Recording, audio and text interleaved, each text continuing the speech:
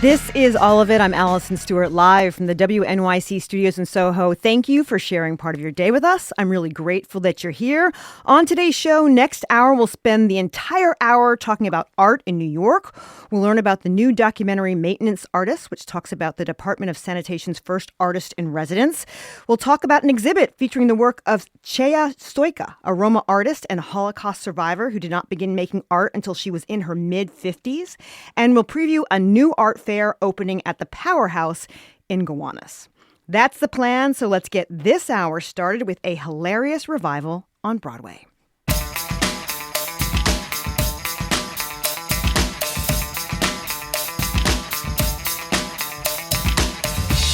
A century ago, the Noel Coward play Fallen Angels caused a stir when it premiered in the UK. It was called Vulgar.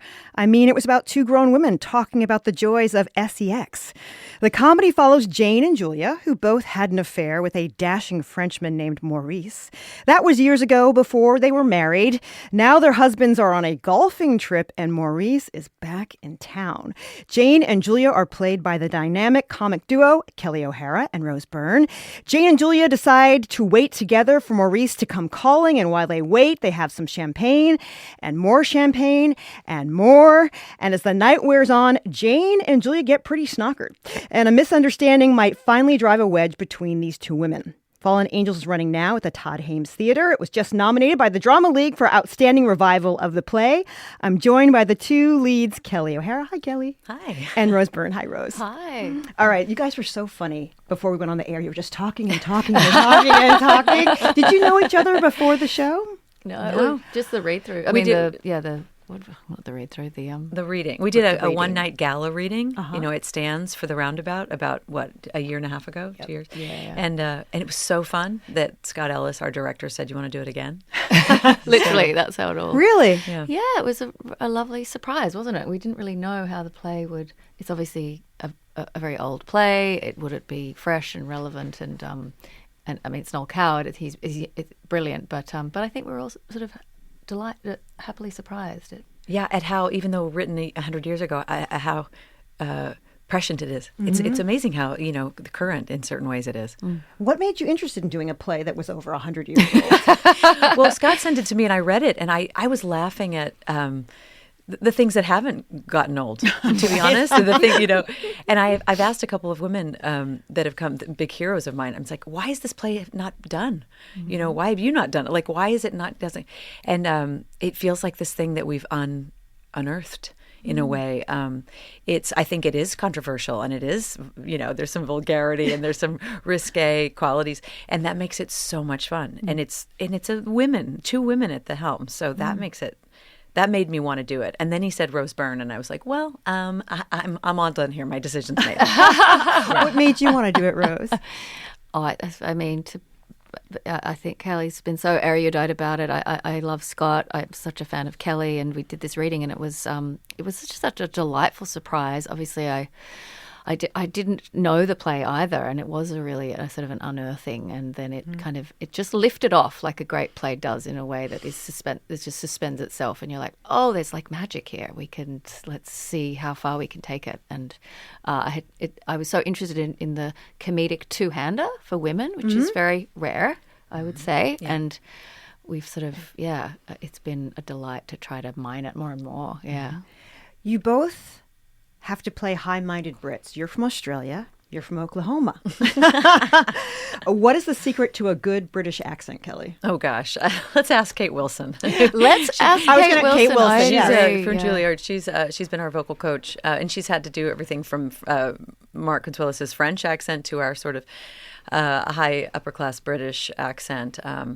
I think there's a very much of a kind of I'm going from a very Queen's English, which was a little bit, this would be before, but it's, there's flat A's and, oh, da, that kind of thing. So I think it just makes you sound a little, I don't know what the word is, but it's super fun to do. It's very fun. It's half of the work in a way, really, because he's just such a linguistic genius, and the gymnastics of the language and the words, it's all in there. It's very technical in a way, because it's trying to hit all those marks. I was going to ask, how does the accent help the play move along?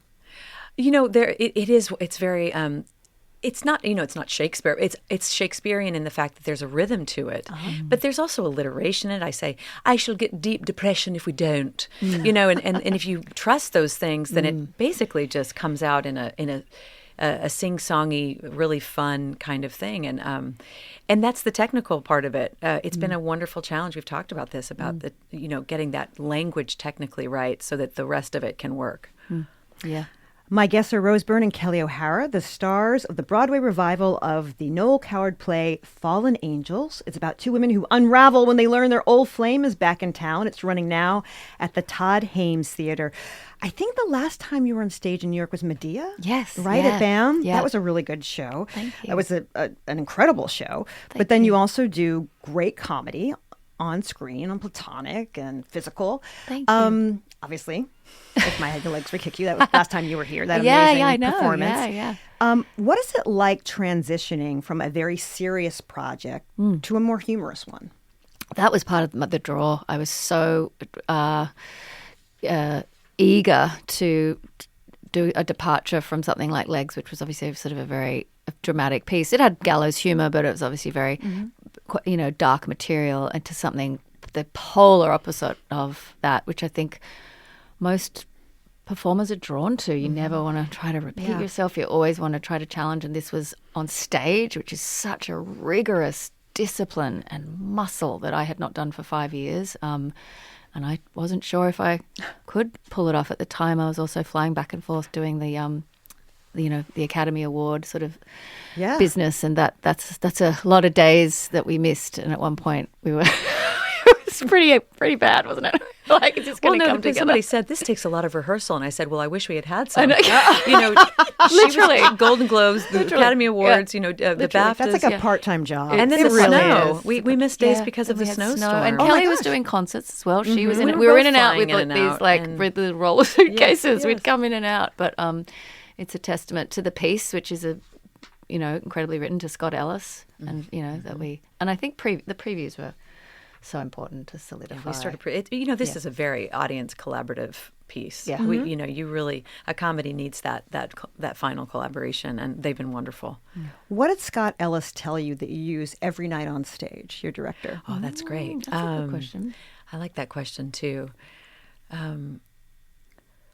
What did he say? Well, he's recently, because the audience is such a collaboration with the audiences, and that's a roller coaster. Sometimes a joke lands and it doesn't the next night, and he's always like, keep the stakes high. Remember, keep the stakes high, and it will be different every night, and that's okay.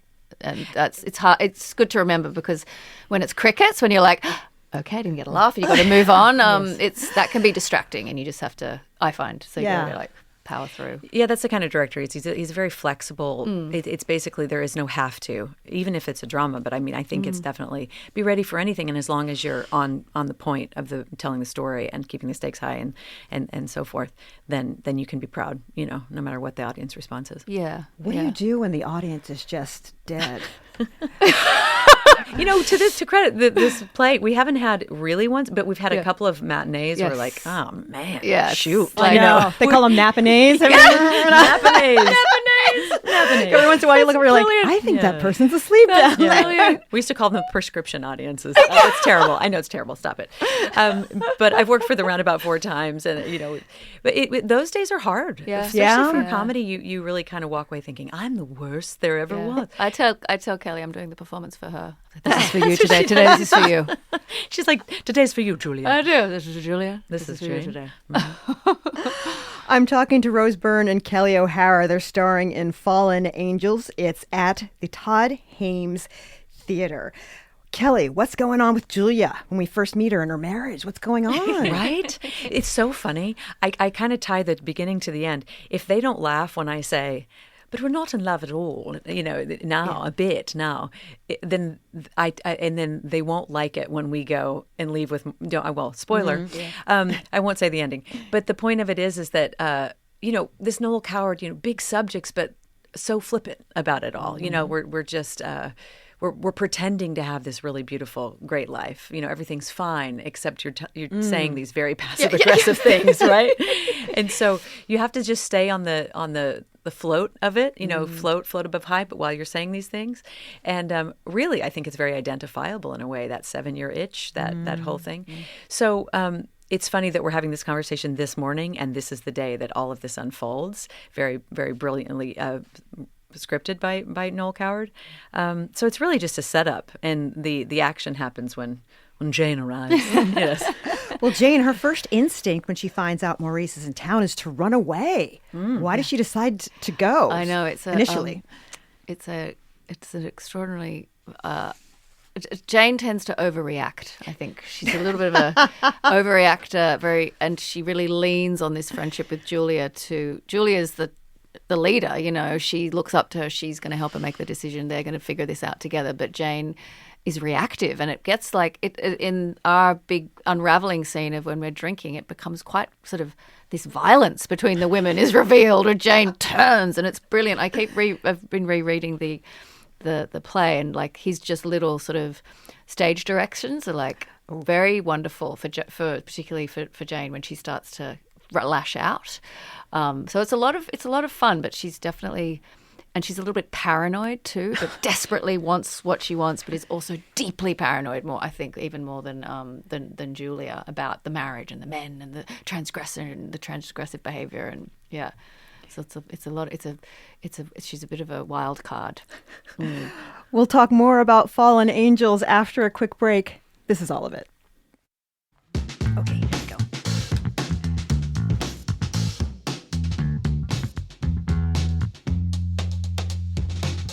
You're listening to All of It on WNYC. I'm Allison Stewart. My guests in studio are Rose Byrne and Kelli O'Hara.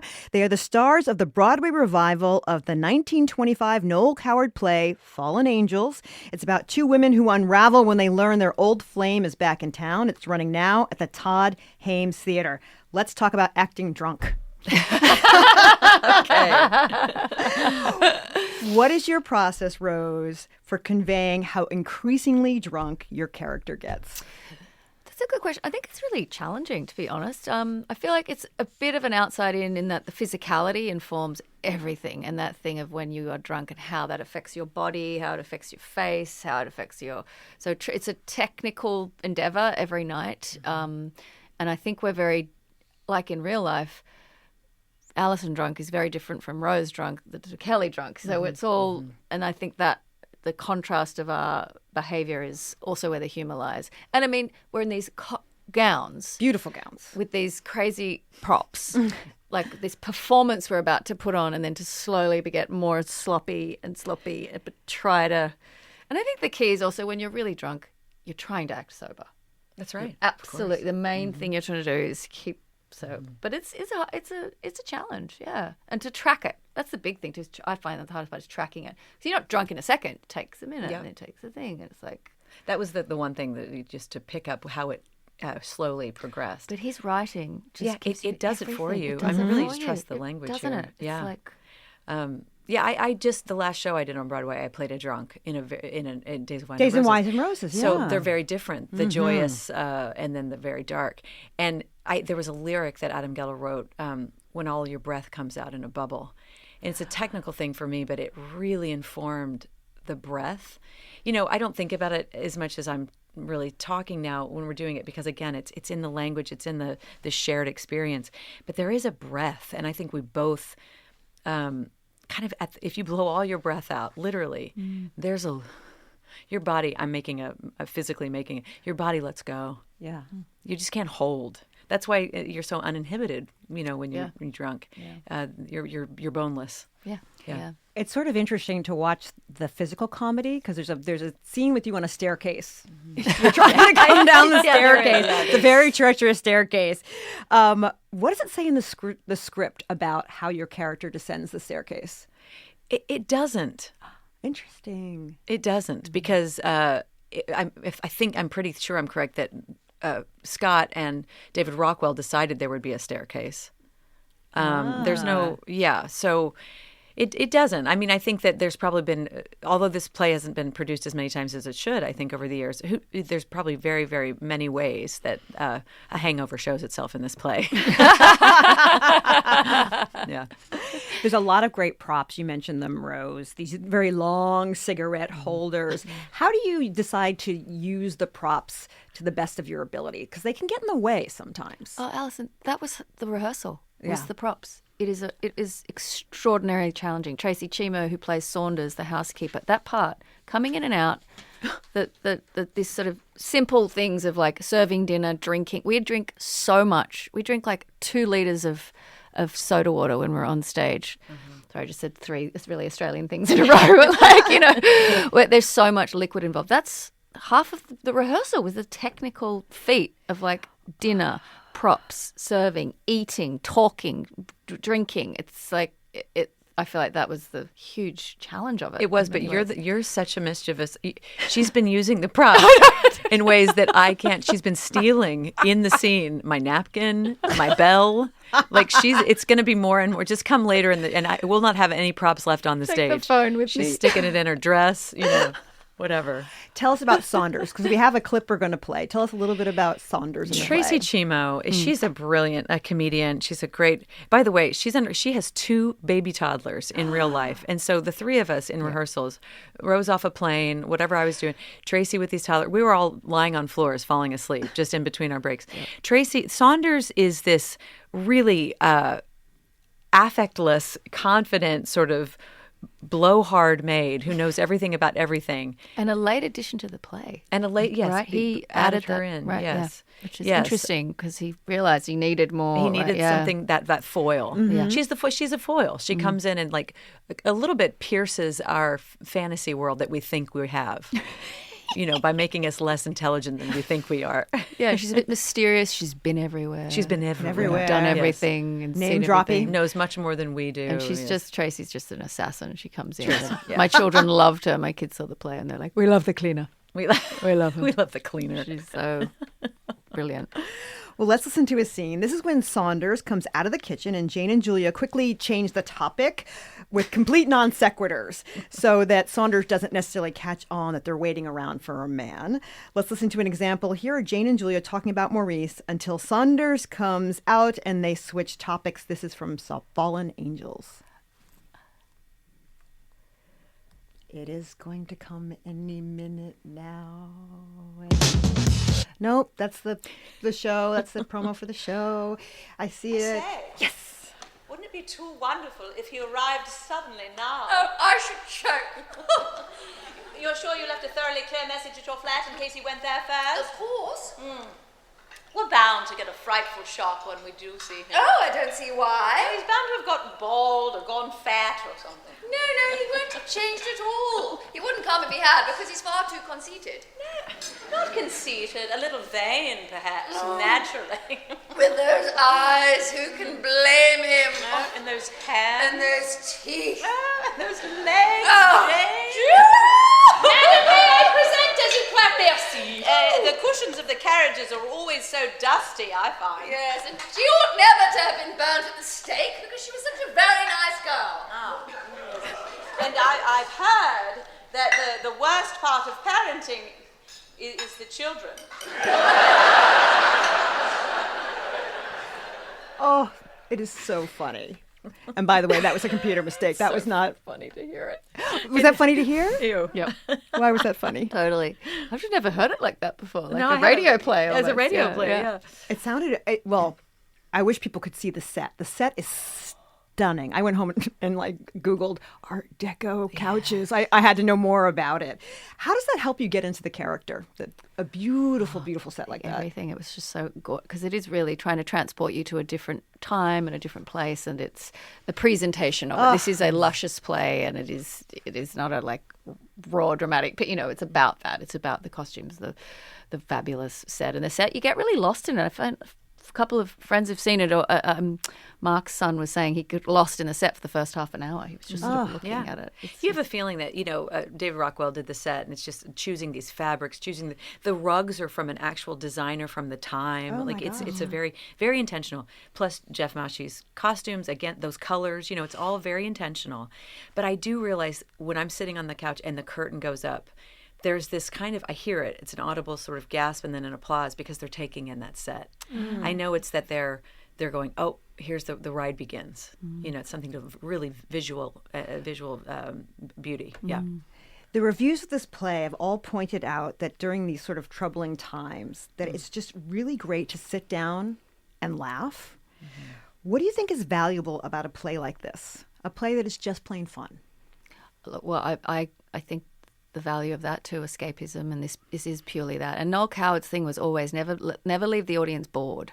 That was his thing. He's like, you can do this, you can do that, but do not bore them. And I feel like, look, I'm obsessed with comedy, so that was my thing. Is how do we bring this? How do we make this as funny as we can? And it's delicate and it's challenging, but the writing is just serves every single decision you try and explore. So, but yeah, I don't know what you think, Kel, for the value of the piece. No, if they've said that, that's like the biggest goal for me. I thought, I love to go inside very, deep human behavior and study it and do shows about it. And this time, in where we are in the world, I wanted to escape all of it.